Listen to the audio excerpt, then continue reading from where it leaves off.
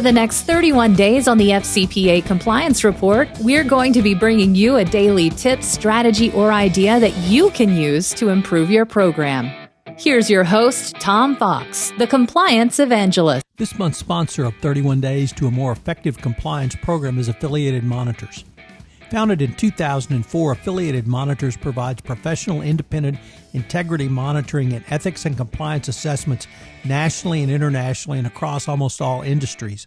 With its knowledge of effective ethics and compliance programs and cultures, Affiliated Monitors is respected for its work as the corporate monitor on matters ranging from multinational corporations to small and mid-sized companies and even individuals.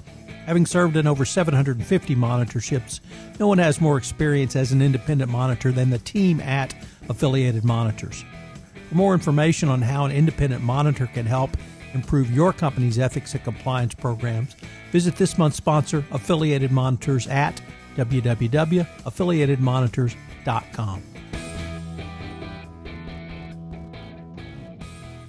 Using structure to operationalize compliance through a digital transformation. How can the compliance function develop digital tools coming out of COVID-19? I drew inspiration from a recent MIT Sloan article on this topic. While the main thrust of the article was around the new skill sets needed for a digital transformation, the authors concluded by focusing on the structural component of digital transformation. As I see things through the eyes of the compliance evangelist, I would call it further operationalization of compliance through both digital transformation and the structure of compliance.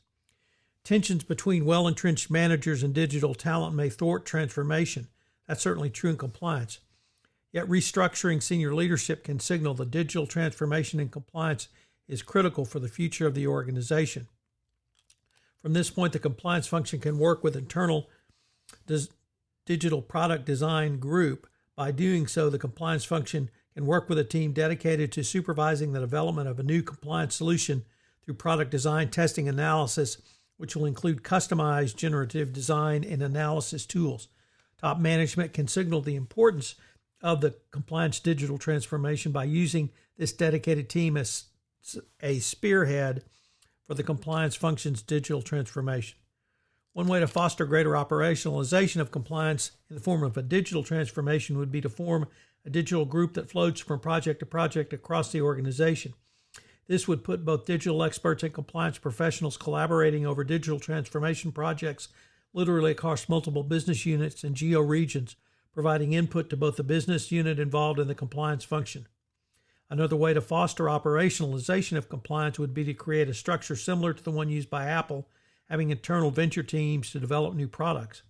Others are now doing so with a generational twist by creating new venture teams that are made up entirely of millennials and centennials to come up with new products, ideas, and services. Another company had its youngest employees to conceptualize and implement a new way to connect patient doctors and the company during clinical trials. Those employees have used their native expertise in mobile technologies and social media to keep all stakeholders informed and involved. Once again, there was a clear support from senior management who let this apparently disparate group run the development without allowing the rest of the organization to interfere. Finally, the effort was funded by an internal venture capital panel, and the project was tested, and eventually the company rolled it out to a wider audience. But too often such projects are killed after conceptualization. Companies that institutionalize entrepreneurial ecosystems can substantially improve their ability to innovate. Reflect upon these strategies for a moment from the compliance perspective. Might there be a better way to more fully operationalize compliance by having non-compliance professionals take the lead in developing a compliance digital transformation? This is not to say the compliance function would not have input, but by bringing in millennials, centennials, and Gen Zers to come up with compliance solutions around compliance processes, it could add a level of engagement not often seen. Moreover, the use of millennials and Gen Zers to help design the solution would provide insights, frankly, us boomers do not have knowledge on. That make such a strategy very forward-thinking. This could work to bring talent together for a compliance initiative in a way all the talent works together in a continuum from hardware-focused experts to digital natives, from baby boomers to Gen Zers. Using this variation of this type of generational team approach can be effective if used together. Today's CCO and compliance professionals can learn through this process how younger designers work and then wed this younger digital transformation by designers in developing a deeper sense of what they're doing from more mature compliance professionals. It could blend the rest of multi-generational talent to a more fully operationalized compliance program in a manner that's frankly not often considered. Working towards a goal of all designs, regardless of age, using digital tools for project management, compliance, and collaboration. One of the great things I love about the compliance world is that you are only limited by your own imagination. If you can imagine a better way for your company to fully do compliance or operationalize compliance, it is at your disposal to do so. Yet one rarely thinks about the structure of how compliance activates as a way to more fully operationalize compliance. By identifying and bringing in the skills needed to move forward with compliance innovation, you can help kickstart the compliance operationalization process through a digital transformation of your own compliance regime. By doing so, you may make all the difference in the world between success and failure coming out of the coronavirus health crisis as the world reopens for business.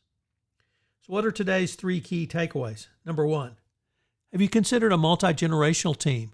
Obviously millennials, Gen Zers, Gen Xers, and maybe even a baby boomer or two. 2, have non-compliance professionals aided in compliance program development? If not, why not? And you certainly should.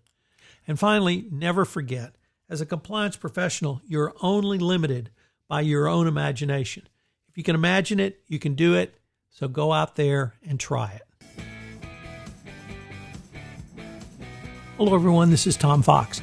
I'd like to thank you again for joining me for this episode of 31 Days to a More Effective Compliance Program around business ventures. And I hope you will join me for our next episode tomorrow. Also, I'd like to shout out to our sponsor, Affiliated Monitors, for sponsoring this month's podcast series. This podcast series on 31 Days to a More Effective Compliance Program is a production of the Compliance Podcast Network.